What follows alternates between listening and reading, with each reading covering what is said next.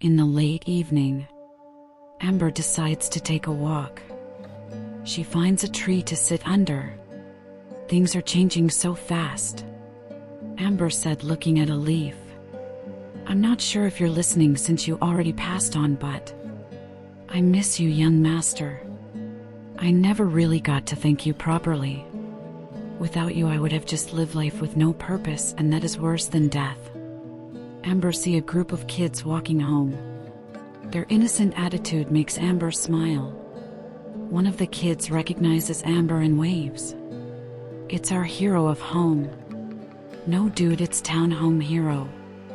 No, it's just house hero. Amber starts laughing as the kids are confused. It's hometown hero, little ones.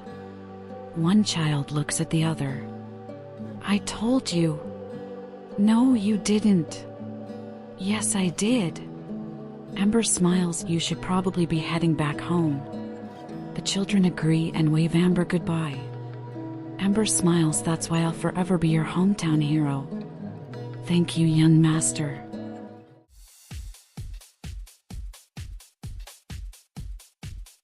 Tiffany is resting in bed under the orders of her doctor.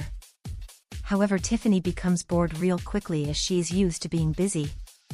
Well, it's not like they can say anything if they can't see me. Tiffany turns invisible and sneaks out of her room. Tiffany decides to pull pranks around the house. Alfred is washing dishes. Tiffany moves the plate on the other side of the kitchen.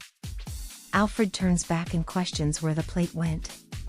Tiffany walks away laughing. Sally is playing her guitar, unaware that Tiffany is messing up the chords to the song. Sally looks upset and Tiffany laughs.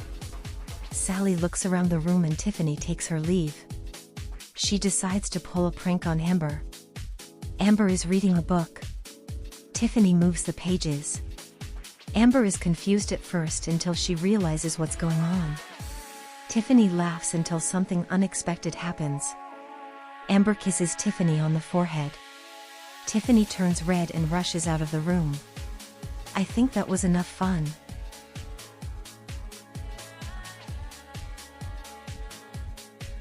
Artist takes a nap and wakes in the trenches. She doesn't understand why, but a soldier addresses her as commander. She dismisses him and plays along with the dream. As she climbs out of the trenches, her men stand ready for her command. Artist smiles. My dudes, this war may not be a justifiable one, but one I is sure to get the most of you out. Her troops raise their weapons in a sign of high moral. As they walk to the battlefield, Artist turns to her men. Wait here and watch my back, for you are about to watch an artist at work. Artist meets the enemy camp. The soldiers point their weapons at Artist. Artist wings expands and a wicked smile can be seen. She strikes the soldier in a feather that's also a knife. Her strokes change the blood from the enemy. Her expression doesn't change as her painting is almost complete. Suddenly a bong can be heard. The sound is coming from a crow. Before the bomb lands, Artist is woken up by Henry picking on her.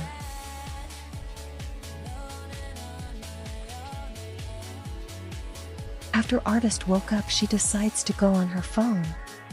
She opens up the GenCraft app and see a user she likes. It's Illabellula. PJ and Cosmic also followers her. I see. Artist goes through her page and see Tool. Lots of Tool. I wonder. Artist goes through her sewing kit and find material to make Tool. Artist smiles as she puts the tool on her arms. These look awesome, Artist said. Henry flies over to her. How do I look? Artist asked. Henry looks at her and starts pulling on the tool. Hey, you jerk. You just rip. What are you doing? Henry starts modeling with the tool on his head. Why are you? Oh, never mind. Artist forgot she had her phone open with Illabellula posts open. I guess you saw her post and wanted to copy her, huh? Henry nods while walking funny with the tool. He trips and gets stuck in the tool. Artist laughs at Henry and frees him. Never underestimate the power of tool. Artist said to Henry. Henry nods.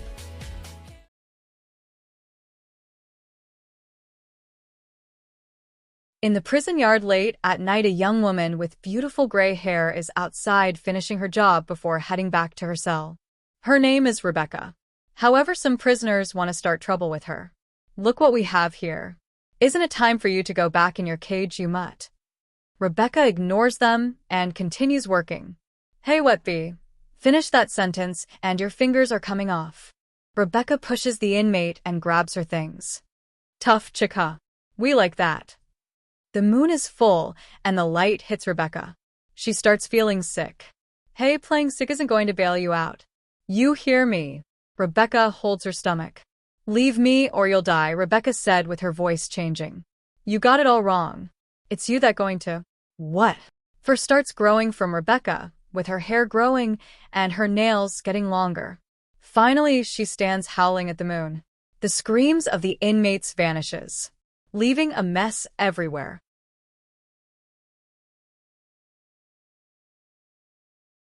The next morning, Jane calls everyone in the living room. I need your help. 3 inmates were killed last night. Why call us? Because they were torn apart. Something like a wolf. Amber holds her chin. Werewolf, maybe. Again, why call us? Because the guards are ill-equipped to handle this. Plus you 3 are the only ones I can trust. What about me? Why can't I come? Because you're still wounded from that fight with the Queen. Plus you're famous. You'll be watched all the time by the guards and prisoners. Look, I don't want to send you 3 either, but if things go south I know you can handle it. So when do we go? You go in the evening. I'll have a bus set up for your transportation. Your cover story is that you 3 shot a man in his house invasion gone wrong. Brutal. Don't look so down, Tiff. You can spend time with me. Thanks, Alfred. I guess you get left out on all the fun too.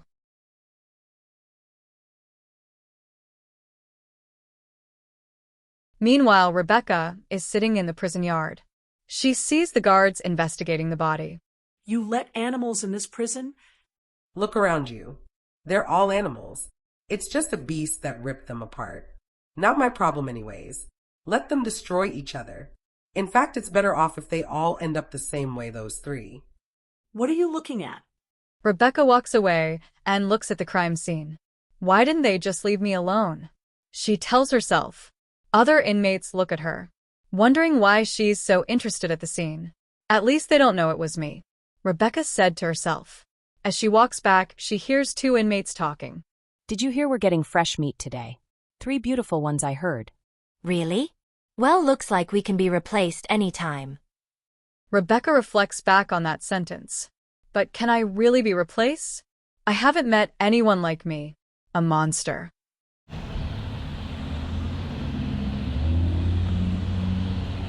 Later that day, Amber is on the prison bus. She looks at Artist staring out the window with Henry flying at a distance. She turns to Sally playing with her shackles. Amber then turns to the window. She remembers what Jane told her before they left. If you find the monster that did this, bring her alive if possible. She will be tried in my court. That's the only way she'll get a fair trial. What if I don't have a choice? She tells herself. If Sally or Artist are in danger, I won't put their lives in risk. I already failed with Tiffany and I won't repeat the same mistake. As they pass the forest, she looks at the trees and thinks of her young master. Yet you would want me to spare the beast. Wouldn't you? Amber is conflicted with her choices. Suddenly she sees the prison. It looks old and in need of repairs. Maybe the monster isn't in the prison? She questions herself. The bus comes to a stop and everyone leaves.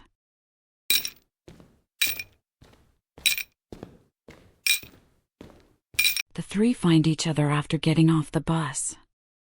I hate orange. Oh, come on, Artie. Orange is the new black. You do realize we're in prison and you want to make jokes. Dude, you're the one complaining about your fashion style. You two knock it off. We have a job to do, and the sooner we do it, the faster we could leave. So what do we look for? Well, that's easy. Anyone that's like us. We'll mainly like artists. Hey. Amber and Sally laugh. The group look around the yard. These chicks sure look tough. Yeah, and could use a bath. A group of inmates take a look at the group and they like what they see. Why don't we introduce ourselves?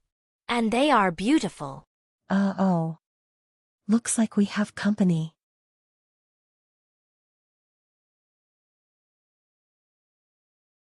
May we help you, ladies? Actually, you can help us out with some questions. Isn't that cute? They're only here for 5 minutes, and they already want stuff. If you want answers, then you're going to have to make me feel good. I need some nighttime love, if you know what I mean. Sally laughs at them, mocking them. You think this is fun? Ouch! I'm trying to be nice here. Plus, there's only one man welcome to my bed. The other inmate grabs her weapon, but Amber and Artist grab her and pressure her on the wall. She might be nice, but we're not. Again, tell us what you know. We want answers too. Those were our friends. Amber realized they are telling the truth and don't know either. They let them go and they run away.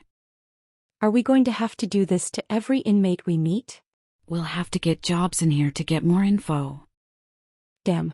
And I was hoping it would be easy.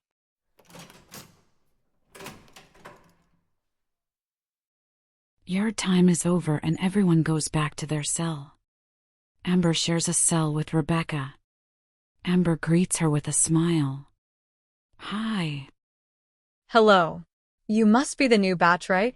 That's right. You don't look like a convict. I can tell you took a life, but you're not a murder.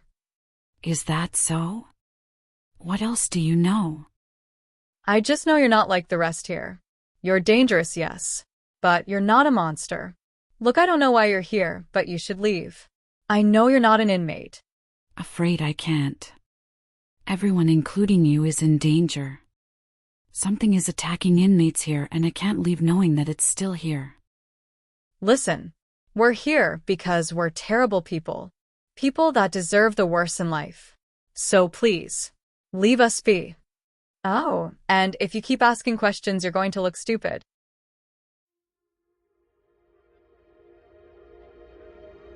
Artist sits in her bed unable to sleep. She looks at her feathers thinking about her crows. I can't believe I got put in a cage again. Artist tells herself.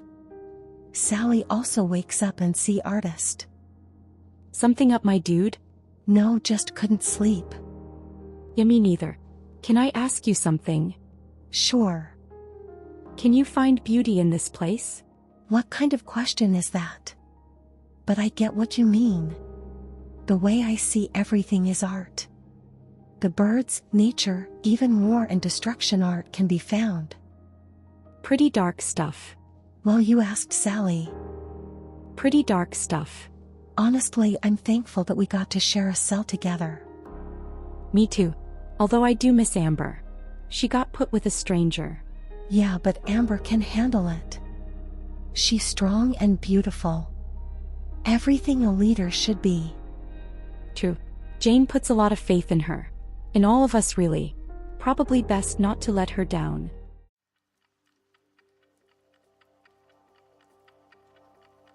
Sally? When you died, how did it feel?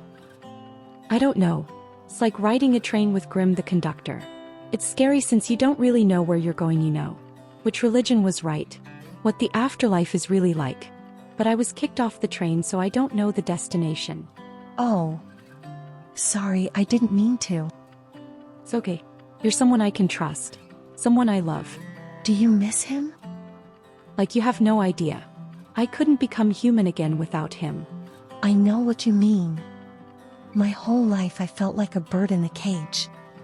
Without him I would still view my life as such. However, our action I feel would make him sad. Artist, what we do, it's because of him. He taught us to never betray our emotions, to stay true. That is how we become not good people, but people they can trust. Heroes aren't good people. Sometimes the hero is a broken person. But nevertheless, heroes are people that will change a person's life for the better. Sally, you are not only my hero but my sister. Artist, you're also my hero and sister. I love you with the remaining life I have. I love you too. And if Henry was here, he would say the same.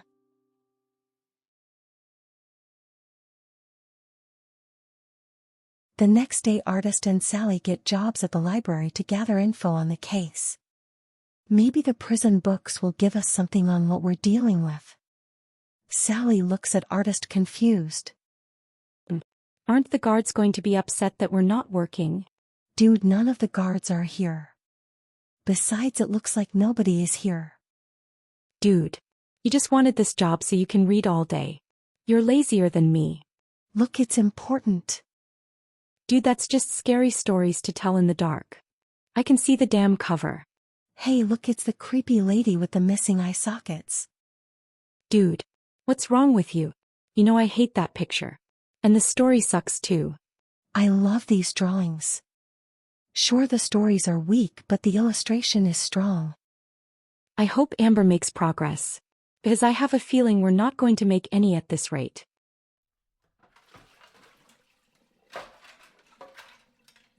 Meanwhile, Amber gets kitchen duty with Rebecca. Thanks again for hooking me up with this job. Don't mention it. Nobody likes kitchen duty anyway. It gets too hot. I can handle it. And besides, I used to be a maid before. How did you come from being a maid to here? Let's just say I have my reasons as to why I'm here. Oh, right.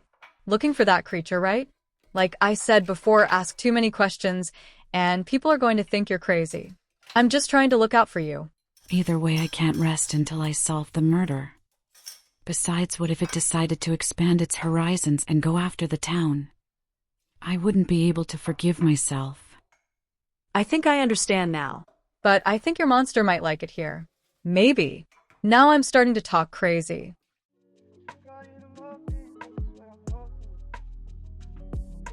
While Artist is reading, Sally decides to use the library phone. They really shouldn't be leaving this phone unattended like this, Sally said to herself. She takes the phone and calls the house. The phone rings until a voice answers. It's Tiffany. Hello. This is Tiffany speaking. Hey. Sally. Why are you calling? Did you find who did it? No, we're still looking. I wanted to call to see how everyone is doing. Well, Jane's in court doing her or judge's thing. And Alfred? He's missing you a lot. I try to keep him company, but he wants you. Can I talk to him? He's not here. He said he'll be back later.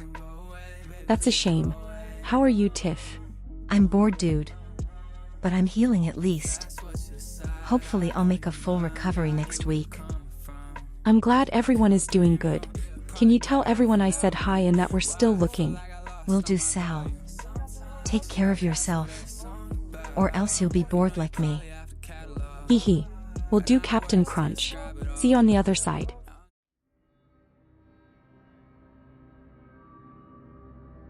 Rebecca and Amber finish up kitchen duty and walk across the yard back to their cells. However, a few inmates stop them. We know it was you. Yeah, you murdered our friends and made it like the beast did it. What proof do you have? We don't need proof. Let's take them both.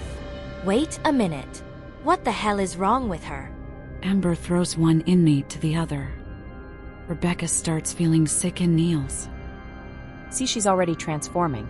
Amber turns around to find Rebecca holding her stomach. The inmate tries to attack Rebecca, but Amber grabs the inmate's hair and throws her to the ground. Amber rushes to Rebecca's side. However, she pushes Amber away. Leave me. she said with her voice changing and claws coming out. Amber looks at the moon and notices it's full. Finally, Amber understands that she was the beast this whole time. The threat to this prison. The werewolf.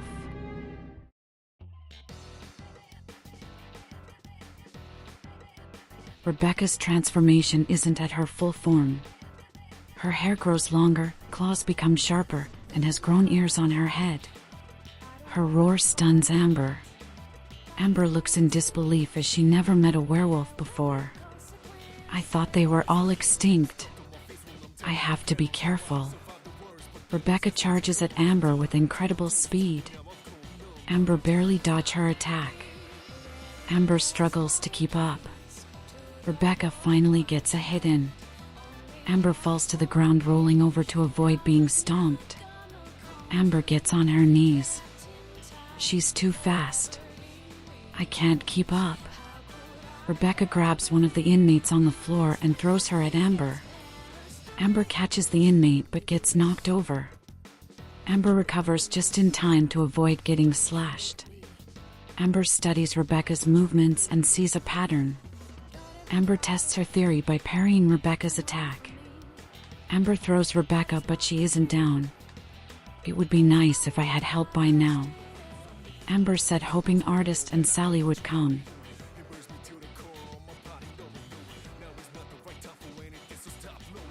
Artist and Sally arrive, helping up Amber. Sorry we didn't come sooner, Ams. Is that what I think it is? Artist said, looking at Rebecca. Rebecca roars and grabs a trash can. She throws it at Artist. Seriously, do you just throw trash at people? Artist said with trash in her hair. Sally laughs until Rebecca throws a trash can at her. Sally cuts the trash can in half, revealing her undead version. Sally laughs at Artist again. Show off. Pay attention. She's no joke. Rebecca charges at Amber only to get distracted by Henry. She does her best to catch him only to be led into one of the cells. Artist shuts the cell only for the cell door to fly open. Talk about prison break. Artist jokes. Rebecca turns her attention to Artist. Artist dodges with no issues. Better than Amber, that's for sure. Each time Artist dodges, she leaves behind a feather. Rebecca becomes angry and starts climbing on the building. After her.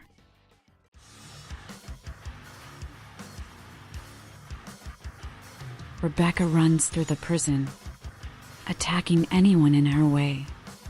Suddenly, chains broke in Rebecca's path and she jumps down the railing. Once she lands, however, Sally is ready with chains to wrap around Rebecca. She struggles to break free, but Sally's tune holds her chains tight. Sally sings. Tell me that I'm wrong, and I'm not the only one, to wear the mask and take my sweet time. It's a shame I can't explain to you what I've become. As Sally plays the tune, a guard attacks Sally. Rebecca breaks free from her chains and attacks the guard. She uses the chains from Sally to kill the guard. Sally tunes her guitar to a tune that will stun Rebecca. As they both prepare their own stuns, Amber and Artist find cover. Sally strums her guitar and Rebecca roars to the point that they both break through the walls and outside the prison. Sally breathes heavy as Rebecca regains her stance. Rebecca doesn't run away but decides to make a stand. Sally smiles in return, until she falls backwards on the floor.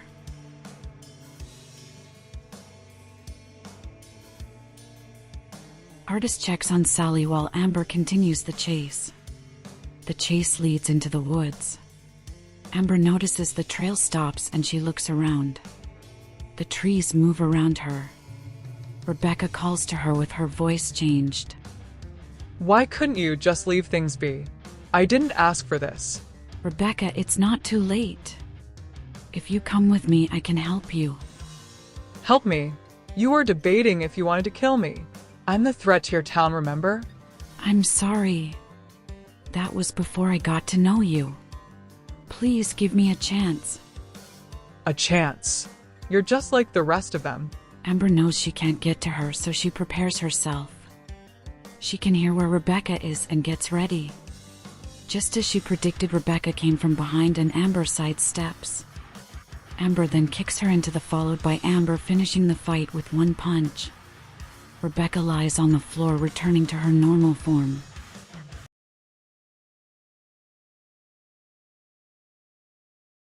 Rebecca wakes up in a hospital bed. As she sits up, she is handcuffed to the bed. Finally up, sleepyhead. Amber said, holding a cup of coffee. What are you doing here? I brought you some coffee. Rebecca takes the coffee, but she's not sure if she should throw it at Amber. Look. I'm sorry about what happened. Rebecca drinks the coffee. Not bad coffee.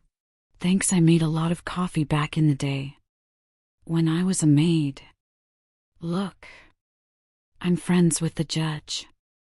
Maybe I can Stop. get you a lighter. I know you mean well, but we're not friends. You don't know me.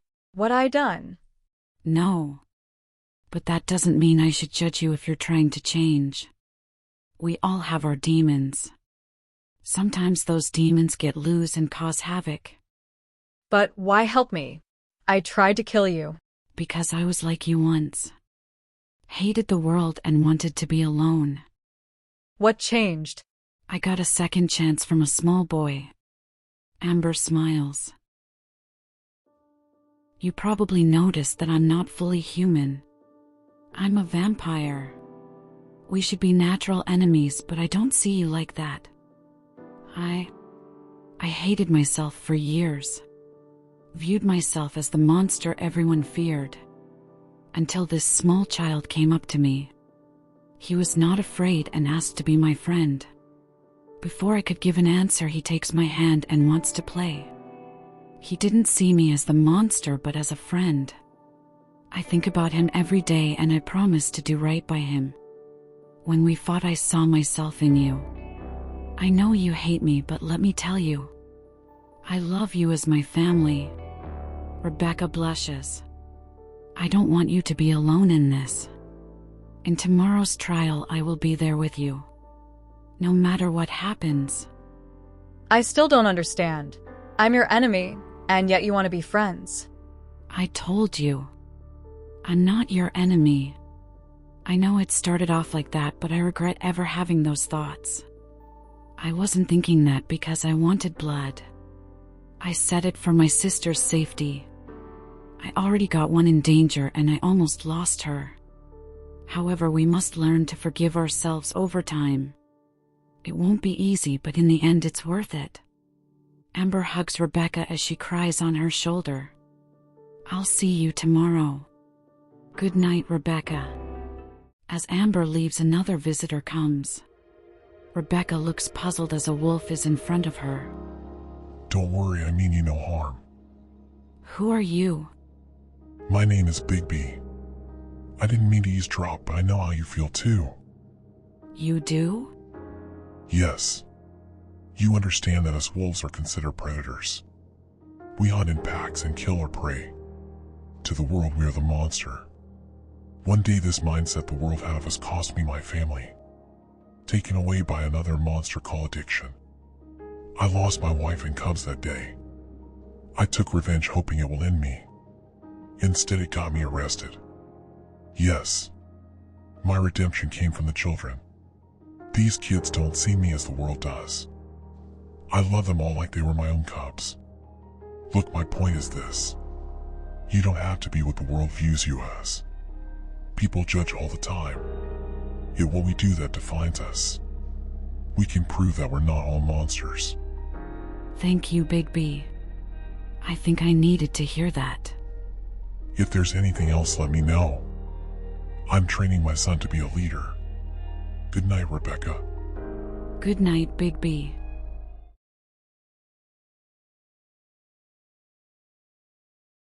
The next day, Amber walks with Rebecca to the courtroom. I've heard stories about this judge. Is she as scary as they say? Amber thinks back to when she was in trial. She showed me mercy. Then she remembers about the witch, sheriff, and queen. but she will kill without mercy. Rebecca doesn't seem scared by hearing this. I've heard stories about this judge. Is she as scary as they say? As they make it to the door, Amber takes a deep breath and opens the door. The room is empty. Are you sure we're in the right room? Let's take our seat. Rebecca and Amber go to the front table to sit. 2 minutes pass until the room becomes dark. Strange noise can be heard around them. When the light reappears again, the dead surround them. Rebecca is caught off guard. Wait, the stories are real. Rebecca can't believe what she sees or smells. The dead roar in excitement as the judge is coming.